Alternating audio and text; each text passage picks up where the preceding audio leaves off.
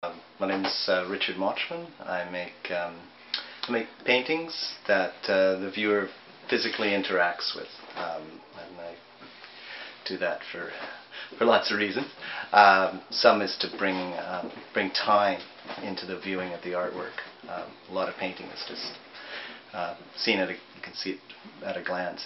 There's one image there, but I'm bringing multiple images into one painting, so the viewer moves pieces and things like that, and gets time's a part of it. It also responds to issues around the picture plane and stuff with you. Look at this work, which involves a life-size three-dimensional canvas figure that I make using a light cast. And the person who posed for that, Gary, I used to share a studio with him. And when we were there, both on Saturdays, he would put on Saturday afternoon at the opera. So that's the title of the piece, and it does relate to some of the drama of his ceramic art and the colors and forms he'd get in there. So and then the viewer can come up and move the clothing on him, the costume, and on the inside are images from operas that Gary would like. It's Madame Butterfly, and then the viewer has lots of choices about how they then experience the painting, and also how they leave it for the next person. Because if they just leave the headdress on and then just have the vest open, that's a different experience for the viewer who follows them. So they also are having some creative decisions to make around the painting as well. And then I'm also working on some landscape work, which are also interactive.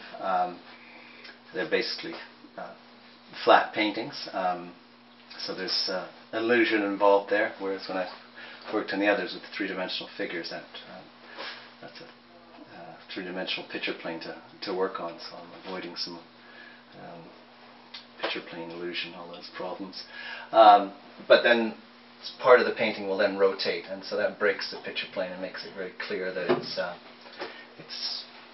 flat thing, and then the viewer also is involved, time is involved in it. This piece is called Bromley Rock. It's in process, getting close to being finished, but not quite.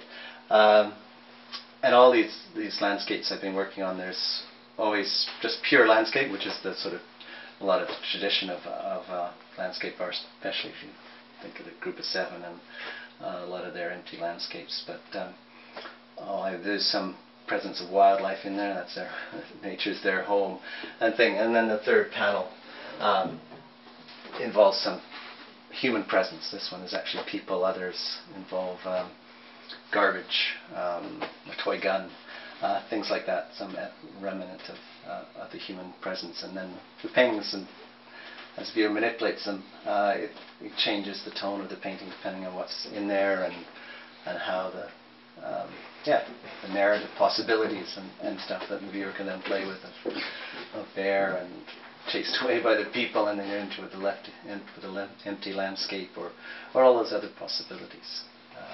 So that's what the viewer gets. So then sets it up for the next person who comes in, whether they'll see people in the landscape, a bear in the landscape, or just in pure landscape.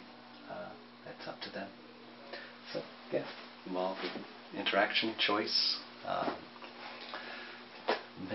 manipulating the picture plane, and all those sort of things. Okay.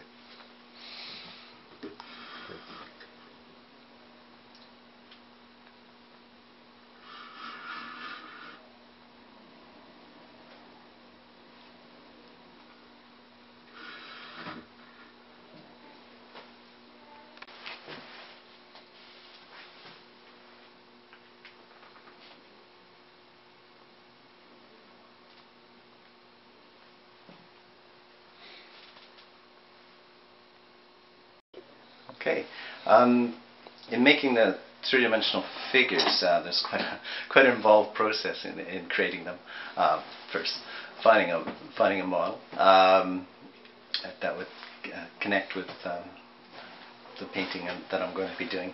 And then the model is then covered in plaster of Paris bandages that are used by doctors to make casts. And the skin is covered with Vaseline, hair and clothes with saran wrap, depending on the pose and who I'm casting.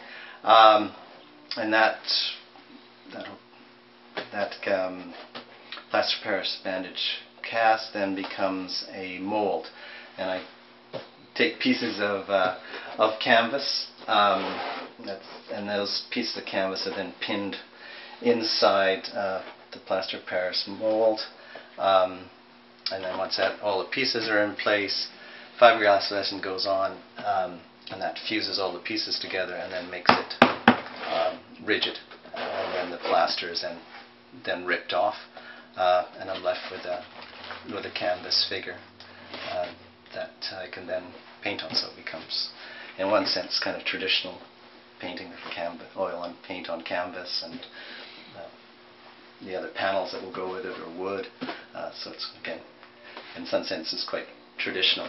In some of my three-dimensional figure paintings, that they sit inside an open box, similar to Saturday Afternoon at the Opera, but in front of it are doors that would have a painting by Rubens or Sargent on the doors that I reworked, and then you'd open those up, and then inside would be this three-dimensional figure that mimics the poses and then comments on what's on the doors, or makes a contrast. This one that's in process here and ready to start painting, she'll actually be a tattoo painting, and in front of it will be, similar to Saturday Afternoon at the Opera, will be bars that go in front of her, and attached to that will be whole flat panels that depict various tattoos, and then the viewer will be able to move the tattoos on and off. And on the reverse side of the tattoos there'll be more images. This one's going to focus around women's history and things like that, so have some political content and feminist content, but also images of the contradictory imagery around women, with pin-up stuff that people have tattooed on their bodies, and then the history of the suffragette movement and feminist movement on the reverse of the tattoos.